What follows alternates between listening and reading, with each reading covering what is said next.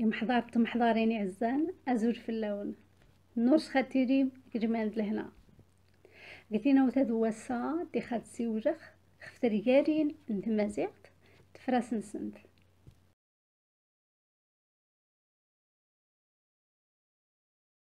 Chères étudiantes, chers étudiants, chers auditeurs, bonjour et bienvenue sur cette vidéo.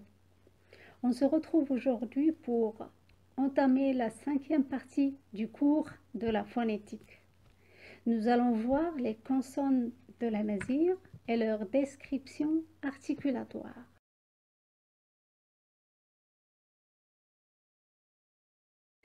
Dans les séances précédentes, nous avons vu que les sons des langues naturelles se présentent sous 2 catégories, les voyelles et les consonnes. Les consonnes sont des bruits qui évoquent des explosions ou des frottements produits par le souffle heurtant certains organes dans la bouche ou dans la gorge. Les consonnes ثريالين والصوامت هي واحد الأصوات كتكون على شكل انفجارات أو احتكاكات. هادوك الانفجارات ولا هادوك الاحتكاكات كتجي نتيجة اصطدام داك النفس اللي كنتنفسوه بالأعضاء اللي تتكون سواء داخل الحنجرة ولا داخل الفم. Les consonnes peuvent être décrites en s'appuyant sur un certain nombre de critères articulatoires. On distingue les consonnes sourdes des consonnes sonores. On distingue les consonnes orales des consonnes nasales. On peut les distinguer également selon leur mode d'articulation ou selon leur point d'articulation.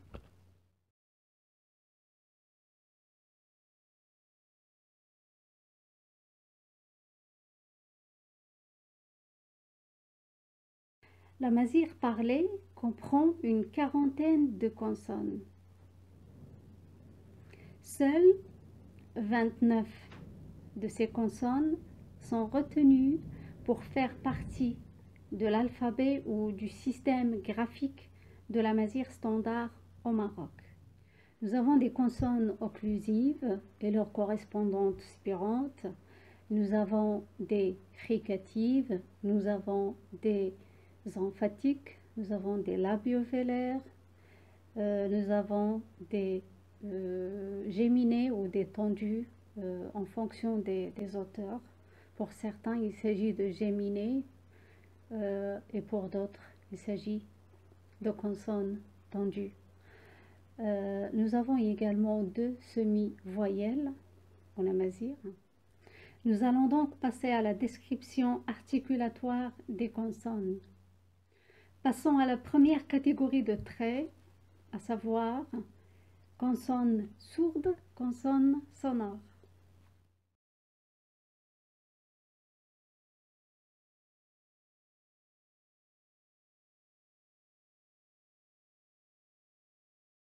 Nous avons vu dans les séances précédentes que la production des consonnes n'implique pas automatiquement la vibration des cordes vocales.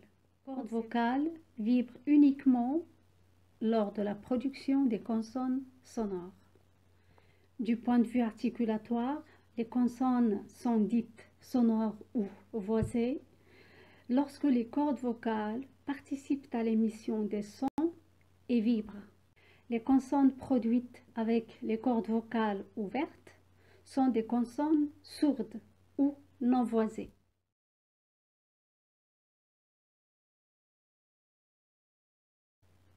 Parmi les consonnes de la mazir, on distingue des consonnes sonores et des consonnes sourdes, comme elle apparaît ici. Donc, pour la production des consonnes sonores, les cordes vocales se rapprochent et vibrent. Pour les consonnes sourdes, les cordes vocales restent ouvertes et ne participent pas à la production du son. Et là, nous allons passer à la 2e catégorie de traits qui va nous permettre de distinguer les consonnes, à savoir les traits nasales ou orales.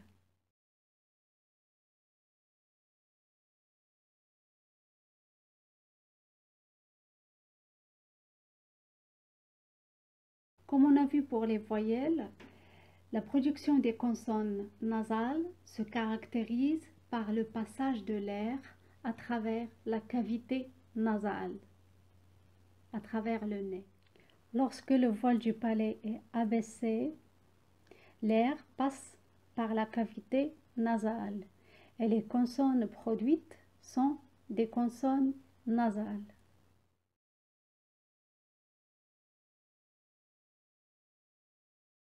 Pour la mazir, on distingue deux consonnes nasales. Il s'agit du me et du ne et de leur correspondante géminée, comme vous le voyez dans les exemples suivants. Donc, dans le cas de la mazir, on distingue ces deux consonnes et leurs correspondantes géminées comme des consonnes nasales. Et toutes les autres consonnes sont des consonnes orales. Le troisième critère qui va nous permettre de distinguer les consonnes, c'est le mode d'articulation.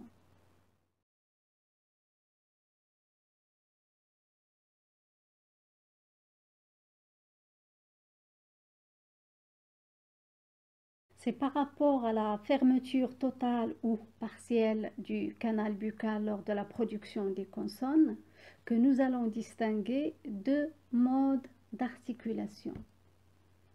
Une articulation occlusive et une articulation fricative ou constrictive.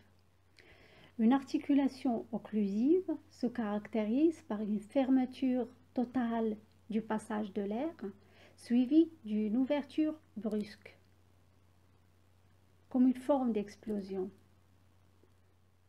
Lors de la production des sons suivants, B, P, donc nous avons une fermeture momentanée suivie d'une ouverture brusque.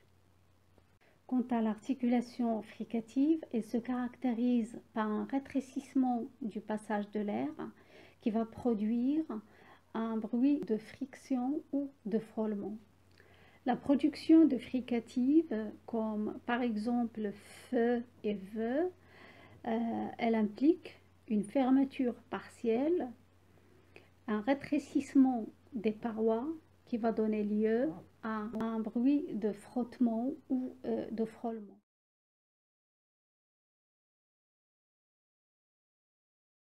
En effet, c'est par rapport au mode d'articulation que nous allons distinguer deux types de consonnes, des consonnes occlusives et des consonnes fricatives ou constrictives. Donc le système consonantique de la mazir comprend des consonnes occlusives et des consonnes fricatives, comme elle apparaît ici. Et enfin, le quatrième critère qui permet de faire la description articulatoire des consonnes, c'est le point d'articulation.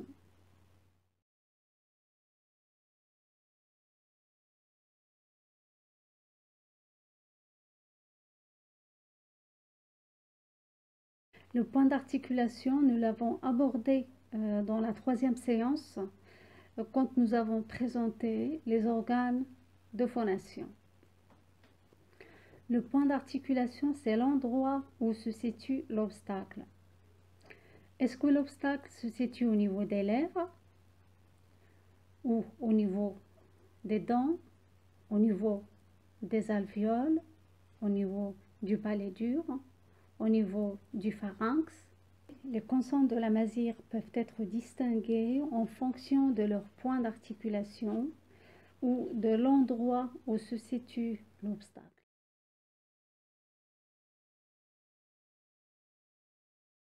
Parmi les consonnes de la mazir, nous avons des consonnes labiales, c'est-à-dire des consonnes qui se prononcent, qui sont produites au niveau des lèvres. Nous avons la bilabiale B et sa correspondante géminée. Nous avons également sa forme spirante, c'est le V. En fait, les occlusives se présentent dans certains parlers sous leur forme spirante, c'est-à-dire comme des occlusives imparfaites, des occlusives articulés avec une énergie moindre. Et parmi les labiales, nous avons la labiodontale F et sa correspondante géminée. Et toujours en fonction du point d'articulation, nous avons des dentales, donc des consonnes qui sont produites au niveau des dents.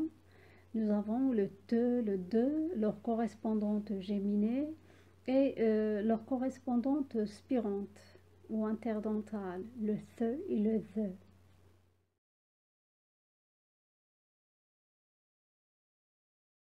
Nous avons des alvéolaires, le se et le ze et leur correspondante géminée.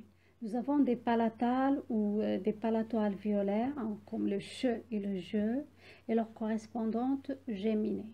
Nous avons également des nasales produits avec le passage de l'air à travers le nez, donc le me et le ne et leur correspondante géminée. Deux autres consonnes nasales ont été relevées pour le tarifite par Chami et par Prasse pour le Touareg.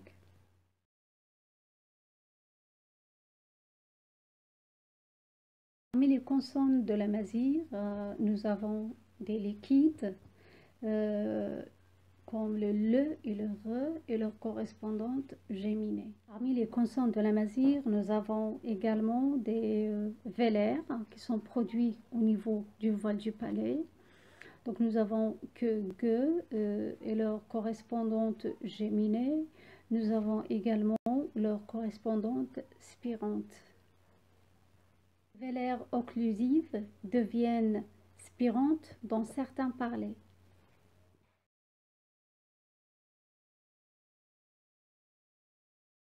Et en fonction toujours du lieu ou du point d'articulation, nous avons des uvulaires qui sont produits au niveau de la luette.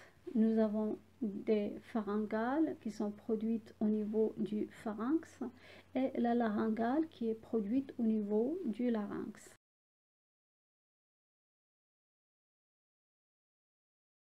Parmi les consonnes de la mazir, on relève des emphatiques et des emphatisés.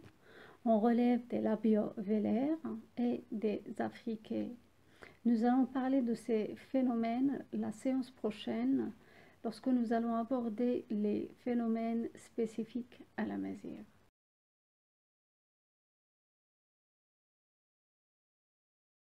Et enfin, parmi les consonnes de la mazir, nous avons deux semi-consonnes ou semi-voyelles, le ye et le we et leur correspondante géminée. Les semi-voyelles sont en fait des consonnes sonores, des fricatives sonores, dont l'articulation se situe au même endroit que les voyelles qui leur correspondent. Donc pour les consonnes de la mazir, j'ai fait une présentation rapide. Pour plus de détails, vous pouvez consulter le support de cours que j'ai déposé sur le site de l'université.